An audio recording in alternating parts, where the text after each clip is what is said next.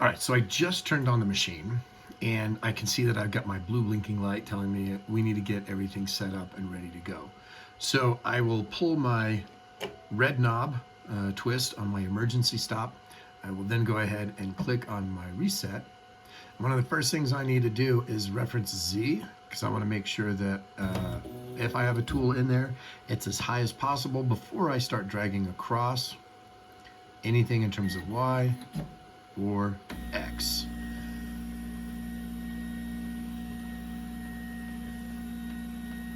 I can see that the machine is now getting to its home position, and that's where our home position is. And now we need to set up our work coordinate offset. We're going to go ahead and do that real quick. Now, a quick little note. I have been working on my G commands up here. So I may be a G1 and then X or Y, and then I went 0 and 0 in order to set up.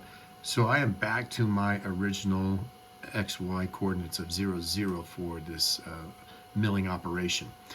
When I do that, I can double check. So when I turn off the machine, it will actually save that in memory and then I can come back to it. But I do want to go through and double check, and then I can reset my zeros, as well as I have tool number 1 in here, so I'm gonna have to change it to tool 2. Any of the work that we're doing, we want to make sure that we have our set for zeros, X and Y and Z for our work coordinate offset, our WCO, and then what our tool is, because that'll be indicative of what our Z reference will always be. So I'm going to go ahead and get that set up. All right, so here we are for our face of the exit ticket, and we're going to take those dimensions that we had written down. I'm going to start here with my G54. That's my 0, 0 coordinate point. I'm going to use tool 2, 15,000 RPM. I'm going to go with the safe feed rate of 500 millimeters a minute, but I can also go faster, I can go slower. I'm going to have Z clearance of 15 millimeters above the table, or pardon me, the workpiece, and then I'm going to have a Z feed rate going down at 150 millimeters. So my start point we had talked about at that edge, just past the clamp, at being 20 millimeters. From there, I'm going to do an end of 162, 160, somewhere in there will be just fine. If I have the 160, that gives me plenty of clearance that I need. I also know that all I need is about 88 or 89 millimeters here. I've equated for 90. And then my step over is 0.75. So notice that it already calculates that that's 18% of the 4 millimeter tool diameter. If I'm feeling a little bit more aggressive on some softer materials, I can bump that up to say 9.9, or I can go a full 1 millimeter step over, and it'll tell me what my percent is in terms of that dimension. Tormach's going to recommend anywhere from 17 to 20% step over will be sufficient for the tools.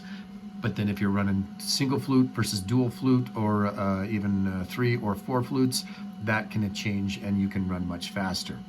We're going to actually run this at a -1 because we don't necessarily have a lot of deviations in the surface. So we're going to go a 0 start for our Z start, -1 in our cut, and we'll just take one pass at 1 millimeter depth of cut. So let's go ahead and save this. It may ask if I want to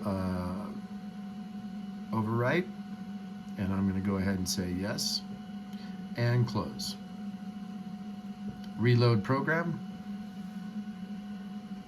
and we are ready to actually run this. I can take a visual reference in terms of what does that look like, and how is that going to finish the product. And it's going to take probably about 30 minutes in order to run this, depending on how fast we go. Let's go ahead and run that machine.